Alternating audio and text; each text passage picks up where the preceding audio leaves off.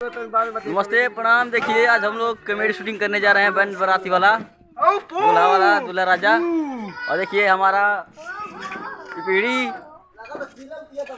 और ये देखिए कैसियो अरे हमारा पूरा सेटअप देखिए यहाँ पर देखिए सनी वाले जी चोंगा इसको क्या कहते हैं हारन चोंगा कहते हैं चोंगा। क्या कर रहे हैं? नमस्ते। और बताइए कैसे हैं?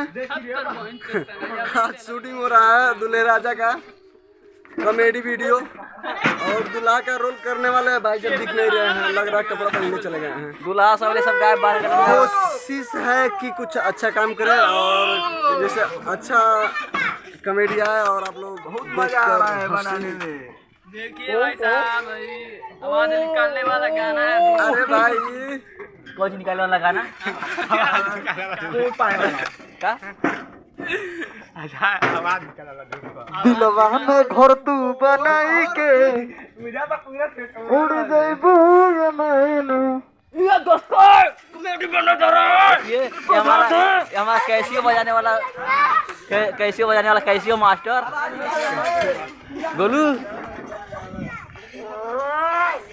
और यहाँ पर देखिए ये इसको क्या बोलते हैं? तमूरा बोलते हैं। तमूरा और